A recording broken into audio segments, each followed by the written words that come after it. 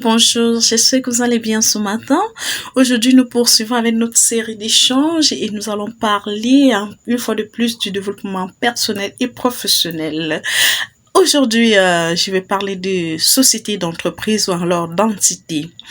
Avant d'entrer dans le vif du sujet, je souhaite encore une fois de plus la bienvenue à ceux qui sont abonnez à ma chaîne et j'estime que si vous êtes là, c'est parce que vous trouvez votre compte.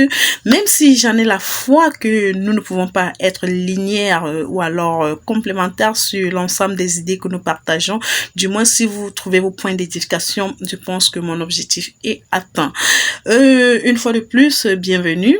Si vous trouvez les sujets éditions intéressants, merci de partager autour de vous pour pouvoir faire en bénéficier un maximum de personnes. Avant d'entrer dans le vif du sujet, je voudrais mettre un accent sur le respect de soi, la connaissance de soi et l'amour de soi. Je sais que de nos jours, nous sommes dans une société où la morale et voire les valeurs éducationnelles sont en train de perdre de leur place du fait que nous sommes dans une société très sous-éduquée, très sous-informée, qui manque de beaucoup de choses et chacun ne sait pas reconnaître sa place dans la société, chacun ne sait pas reconnaître sa place dans la famille, chacun ne sait pas reconnaître sa place dans ces différentes sociétés afin de pouvoir voir comment il peut, à partir de la connaissance de soi intérieure, se faire imposer, se faire respecter sans pourtant causer dommage à autrui, ce qui est une grosse entrave pour notre vivre ensemble et pour notre épanouissement commun. Donc, nous devons chacun de nous savoir que nous sommes particuliers, chacun a sa particularité depuis le sang de sa maman, parce que c'est ainsi, c'est la nature. Pour les spirituels, vous comprenez de quoi il est question. Et pour ce fait, il est important que chacun sache qui il est, ce qu'il vaut, pour pouvoir vivre avec les autres en harmonie sans pour autant causer un dommage à autrui. Je dis sans pour autant causer un dommage à autrui. Parce que de plus en plus, vous allez chercher à reproduire ceux qui sont à côté de vous, ceux qui vous entourent. De plus en plus, vous allez chercher à faire plaisir à autrui sans pour autant vivre pour vous-même. Vous allez vous éteindre pour faire vivre autrui. Et là, vous serez en train de vous égarer, en train de laisser votre vie passer pour être en train de recopier une vie qui n'est pas la vôtre et ce n'est pas bien. Et ce matin, j'interpelle des personnes qui se trouvent dans cette situation-là vraiment à pouvoir se remettre en question, à pouvoir se remettre en course et aussi à trouver des exercices qui vont les permettre d'identifier, de se connaître mieux pour pouvoir faire ressortir le meilleur de soi et vivre une vie épanouissante dans le respect d'autrui, du prochain, sans pour autant causer un dommage à autrui, tout en vivant pour soi. Tout en vivant pour soi, je le crie haut et fort parce que il y a des choses que j'observe autour de moi, que je vois en société qui m'écœurent vraiment. Je n'entrerai pas dans les détails. J'entre dans le vif de notre sujet, ce qui nous réunit. Nous allons parler d'entreprise. Vous êtes prêts à pouvoir créer votre entreprise? Bravo, je vous félicite. Vous avez déjà créé votre entreprise sans avoir fait un minimum de recherche. Cette vidéo pourra vous édifier. Vous envisagez plus tard pouvoir vous lancer en créant votre entreprise. Cette vidéo est pour vous. Cette vidéo est pour vous. Alors, je parle de société. Je voudrais déjà définir ce que c'est que la société. Autrement dit, une entreprise ou encore une entité d'après l'OHADA. L'INSEE, qui est l'Institut national des statistiques pour les études économiques, définit l'entreprise comme une unité économique qui soit juridiquement autonome, dont la principale fonction est de pouvoir créer des biens et services pour un marché, pour répondre aux besoins d'un marché précis. Alors, par cette définition, chacun ou alors toute personne qui pense devoir créer son entreprise, pouvoir créer sa société, a déjà parcouru les différentes étapes de ce processus, tel que la définition la plus simpliste de ce thème, de ce mot, l'exprime. Alors aujourd'hui, je voudrais parler des différentes formes de sociétés commerciales telles que l'OADA nous propose. Nous rappelons que l'OADA regroupe 16 États membres que vous pouvez aller chercher. Et pour les différentes formes de sociétés que l'OADA propose, qui soient juridiquement reconnues, je vais vous en parler avec vous ici, tout en mettant un accent sur les différentes particularités des unes et des autres, et peut-être aussi ressortir les points communs qui peuvent lier ces différentes sortes de sociétés. Alors, je vais partir par catégorie. Notons que nous avons deux catégories de sociétés, donc les sociétés de personnes et les sociétés par action. Dans ces différentes catégories, nous avons différents types de sociétés. Donc, dans les sociétés de personnes, nous avons les établissements, les sociétés à nom collectif, les sociétés à commandite simple, et dans les sociétés par action, nous avons les sociétés à responsabilité limitée, les sociétés anonymes et les sociétés par action simplifiée. Là, vous avez les différents types de sociétés. Vous devrez savoir que dans ces différents types de sociétés-là, la particularité de chaque associé dans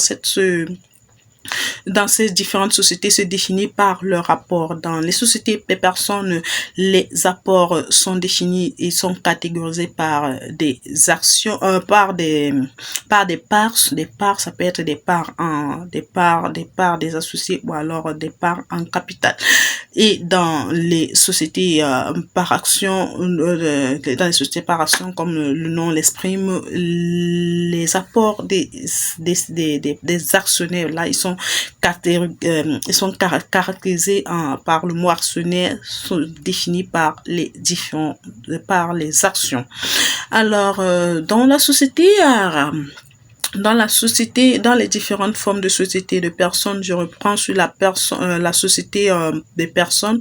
La première forme que je dois exprimer ici, c'est la société de personnes, autant pour moi, institut, personne et établissement. Alors, l'établissement, c'est, sur le plan de la forme juridique, c'est la forme de société la plus simpliste qui se vaut parce qu'elle n'a pas d'exigeance, elle n'a pas beaucoup d'exigences sur le plan juridique. Donc, le capital dépend dépend de la capacité financière ou alors de la capacité financière de l'associé ou bien des partenaires, parce que dans ce genre de forces de société, nous avons des apports en capital et des apports je veux dire quand on parle des biens, des apports en nature, des apports en numéraire et des apports en industrie. Comme vous le savez bien, apport en numéraire, c'est bien les financements, l'apport en nature, voilà, ce sont les biens et tout, et l'apport en industrie, c'est la connaissance. Donc, dans la société unipersonnelle, institut personnel, établissement, nous avons ces deux formes d'apport, les apports en capital, les apports en part sociale. Donc, la responsabilité des associés de ce type de société est illimitée et peuvent s'étendre jusqu'à leur patrimoine personnel. Là, c'est un inconvénient, mais c'est que sur le plan juridique, cette forme de société présente. Donc, et le gérant de cette société, le dirigeant ou alors le dirigeant de cette société est représenté par un gérant. À côté, nous avons la société en non collectif. La société en non collectif, comme le nom le dit, ça veut dire c'est toujours les sociétés de personnes. Là, nous avons la possibilité d'avoir plus d'une personne. C'est plus institut personnel. Nous avons la possibilité d'avoir plus d'une personne comme associé qui apporte les différents parts pour constituer le capital de la société, et aussi là, la responsabilité des différents associés de la société en non collectif s'étend jusqu'au patrimoine personnel des différents associés ayant souscrit ou part dans ces associés-là. À côté de ça, nous avons la troisième catégorie, dit société à commandite simple, qui se veut être, comme je l'ai appris depuis les classes secondaires, c'est une société hybride parce qu'elle a deux particularités, elle a deux catégories d'associés. Nous avons les associés dont la responsabilité s'étend jusqu'à leur patrimoine personnel, et nous avons les associés dont la responsabilité se limite à leur apport. Comment on les définit? On les distingue par une partie d'associés dits commanditaires et une partie d'associés dits commandité. Et la gérance de la société dans les sociétés à commandite simple se fait par les commandités. Les commandités sont des personnes là qui sont habiles à apporter et le capital et habiles à pouvoir avoir la catégorie, à pouvoir avoir le statut de commerçant et donc le pouvoir gérer, sont habiles à pouvoir gérer l'entreprise. Leur responsabilité est illimitée et ils peuvent s'étendre jusqu'au patrimoine personnel de ces associés-là. Par contre, dans cette même forme de société, nous avons à côté une autre catégorie d'associés dits les commanditaires qui ont juste une capacité d'apporter des financements et n'ont pas le statut de commerçant et n'ont pas le droit de gérance. Oui, leur responsabilité se limite à leur apport en argent. Là, vous avez toutes les particularités pour les différentes formes de société de personnes. À côté, vous avez la société anonyme. Dans les différentes formes de société de personnes, rappelons-nous que la gérance se fait par des gérants. Ils sont tous des gérants dans les sociétés par anonymes. Dans les sociétés, autant pour moi, des personnes. La différence que en ce qui concerne le contrôle légal et dans la société, dans l'établissement, on n'a pas besoin d'un contrôle légal. Par contre, dans la société à commandite simple, à non collectif, on a besoin des commissaires aux comptes pour pouvoir assurer le contrôle de la société. Maintenant, à côté, vous avez les sociétés par action, la société à responsabilité limitée, encore dit LTD comme nous le voyons en anglais, généralement dit Limited Company. Ce sont des sociétés dont la responsabilité des différents actionnaires, oui, parce que là nous avons déjà affaire aux actions, différents actionnaires se limitent à leur apport dans la société. Ça veut dire quand vous êtes actionnaire dans une société à responsabilité limitée, quand l'entreprise fait des bénéfices, vous bénéficiez tous ensemble, pareillement dans les sociétés de personnes. Et quand l'entreprise fait des pertes, là, vous êtes responsable sur les pertes de l'entreprise à la limite de vos apports. On ne touche pas vos biens personnels, ce qui n'est pas le cas dans les sociétés de personnes. Vous devez bien pouvoir le savoir. À côté de c'est qu'il y a une bonne nouvelle depuis quelques années pour pouvoir faciliter l'accès à cette forme de société. L'OADA a permis qu'avec un capital minimum de 1 million, chacun pourra déjà constituer sa forme de société à responsabilité limitée. À côté, nous avons la grande société, comme j'aime bien autant pour moi, comme j'aime bien le dire, la société anonyme. La particularité de cette société-là, c'est que, avant d'arriver à la société anonyme, dans la société à responsabilité limitée, on peut avoir plusieurs actionnaires, comme on peut avoir une société à responsabilité unipersonnelle. Quand c'est unipersonnel, les décisions dépendent de cette personne-là uniquement. Quand il y a plusieurs personnes pour prendre des décisions, on doit consulter l'ensemble des actionnaires. Maintenant, dans la société dans la société anonyme, les actionnaires, il n'y a pas de société anonyme unipersonnelle. Il y a au moins 2 actionnaires qui constituent la société anonyme. Et là, on est classé en 2 catégories. On a les majoritaires et les minoritaires. Les majoritaires sont ceux-là qui apportent le plus gros de l'argent et la grande partie de la décision les revient. Et les minoritaires sont ceux qui apportent un minimum d'argent, mais ils sont toujours associés. Ils ont droit de participer aux différentes assemblées générales, ordinaires et extraordinaires pour pouvoir donner leur point de vue sur l'ensemble des décisions qui doivent être prises dans cette forme de société-là. Là, pour pouvoir constituer ce type de société, d'après l'OADA, le capital doit être compris entre 10 millions et 100 millions de francs CFA. La particularité, sur le plan légal, pour le contrôle de ces genres de sociétés, on a 2 organes, Assemblée générale ordinaire, Assemblée générale extraordinaire et puis le commissariat aux comptes. À côté, nous avons la société par action simplifiée qui se rapproche un peu de la société à responsabilité limitée, mais à la seule différence que dans la société par action simplifiée, la responsabilité des différents actionnaires aussi est limitée aux apports, seulement que, et sur le plan de la forme juridique, on ne définit pas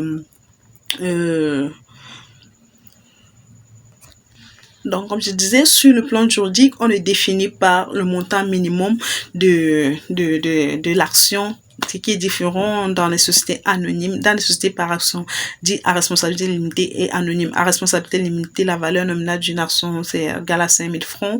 Dans la société anonyme, c'est égal à 10 000 francs. Or, dans la société par action simplifiée, la valeur nominale de l'action n'est pas définie. Ça dépend des actionnaires ou alors, ça dépend des actionnaires de l'entreprise qui fixent le coût de leurs actions.